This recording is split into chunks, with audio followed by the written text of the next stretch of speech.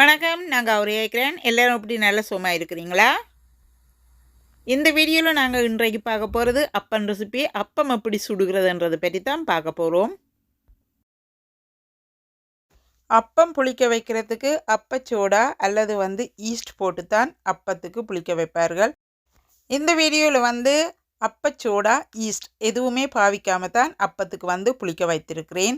அந்த சீக்ரெட்டு தான் இப்போ நாங்கள் பார்க்க போகிறோம். இந்த பாருங்க அப்பம் நான் எப்படி சுடுறேன்னு சொல்லி அந்த மாதிரி அப்பம் பொங்கி சூப்பராக வர்றார். இந்த அப்பம் சின்ன பிள்ளைகள்லேருந்து பெரியாக்கள் வரைக்கும் சாப்பிடலாம். மிகவும் டேஸ்டியும் ஹெல்த்தியுமான ஒரு ரெசிபி. இந்த ரெசிப்பியை இப்போ எப்படி செய்கிறதுன்றதை பார்ப்போம் வாங்க.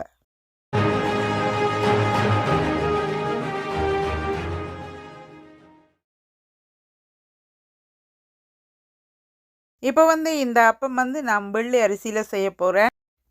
இந்த அரிசி சோனா பிராண்ட் ரைஸ் வெள்ளை அரிசி எடுத்துருக்கிறேன். நீங்கள் வேணுமெண்டா சிகப்பரிசியும் எடுக்கலாம். எந்த ரைஸ் என்றாலும் பாவிக்கலாம் உங்களுக்கு விருப்பம் போல். இப்போ இதில் ஒரு கப் அரிசி எடுத்துருக்கிறேன். இப்போ ஒரு கப் சேர்த்துக்கொள்கிறேன். எந்த கப்பால் வேணுமென்றாலும் நீங்கள் சேர்த்துக்கொள்ளலாம். 2 கப் சேர்த்துருக்கிறேன். இப்போ தண்ணி விட்டு இந்த அரிசியை 4 தடவைக்கிட்ட நன்றாக கழுவி எடுக்க வேணும். இப்போ இந்த அரிசியை நான் 4 தடவைகள் கழுவி எடுத்துட்டேன். இப்போ இந்த பாருங்க இந்த அரிசி எப்படி இருக்கிற இப்போ இந்த அரிசிக்குள்ளே அதே கப்பால் 2 கப் தண்ணி கலக்கிறேன். தண்ணி சேர்த்துட்டு இப்போ இந்த அரிசியை மூடிட்டு 4 மணத்தியாலங்கள் அரிசியை ஊற விட போகிறேன். 4 மணத்தியாலத்துக்கு பிறகு அரிசியை அரைக்கும் போது திருப்பவும் உங்களுக்கு காட்டுகிறேன். இப்போ பாருங்கள் 4 மணத்தியாலம் ஆயிட்டார். அரிசியை ஓப்பன் பண்ணியிருக்கிறேன். பாப்போம் எப்படி இருக்கிறாண்டு. இந்த பாருங்க எப்படி அரிசி ஊறி ரெடியாக இருக்கிறாருண்டு. இந்த அரிசியை இப்போ எப்படி அரைத்து எடுக்கிறதுன்றதை பார்ப்போம் வாங்க. இப்போ இந்த அரிசி எல்லாத்தையும் இந்த மிக்சியில் சேர்த்துக்கொள்ளுகிறேன். எல்லா அரிசியையும் ஒன்றாகவே இந்த மிக்சியில் போடுகிறேன். அரிசி கொஞ்சம் மென்மையானதுன்றபடியாக எல்லாத்தையும் நீங்கள் உண்டா சேர்த்து அரைக்கலாம். இப்போ அதே தண்ணியில் ஒரு கொஞ்சம் தான் சேர்க்க வேணும்.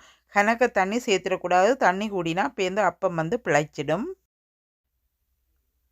இப்போ இந்த அரிசியை மூடுகிறேன். மூடிட்டு அரைத்து எடுக்க போகிறேன். அப்பத்துக்கு குறுநல் சைஸில் தான் அரைத்து எடுக்க வேணும். பட்டு போல் அரைத்து எடுக்கக்கூடாது. அரைத்து எடுத்த மாவை இப்போ இந்த சட்டியில் ஊற்றுறேன் பாருங்க. இப்படி இருக்க வேணும். அரைத்து எடுத்த மாவு ஆகலும் தண்ணியாயும் இருக்கக்கூடாது. அதே சமயம் திக்காயும் இருக்கக்கூடாது. அரைத்தெடுத்த உடனே நீங்கள் மாவை கையால் தொட்டு பார்க்கலாம்.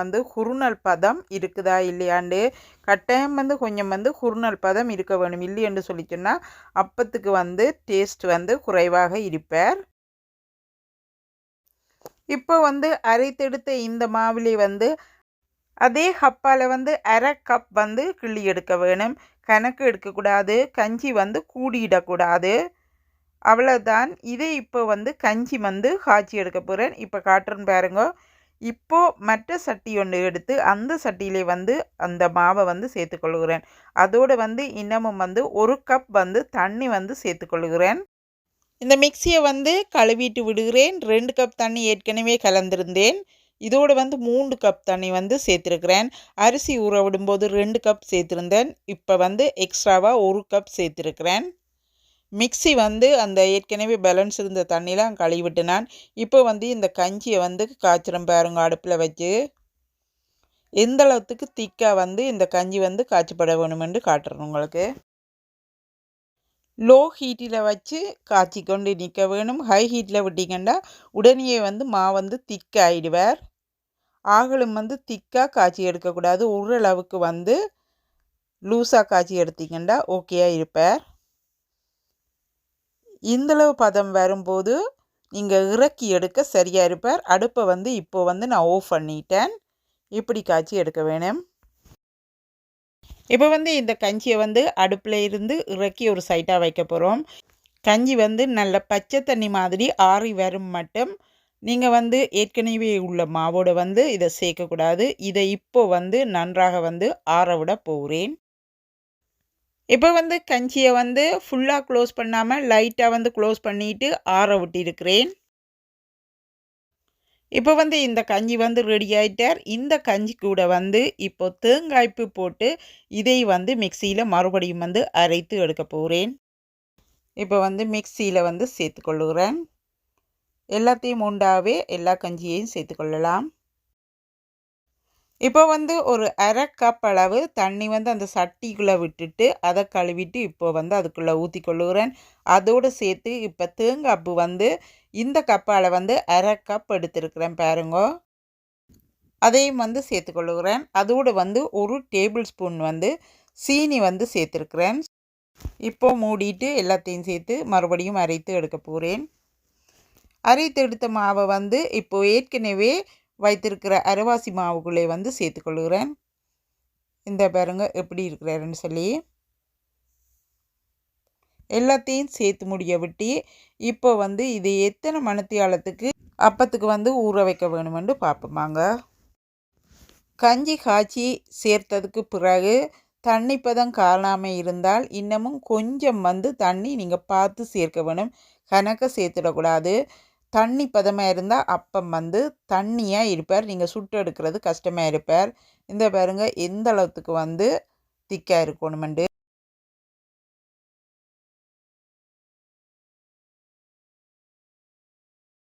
இப்போ இவரை இப்படியே வந்து நல்லா கலந்துட்டு மூடி வைக்க போகிறேன். நாளைக்கு பார்ப்போம் 12 மணித்தியாலம் கழித்து.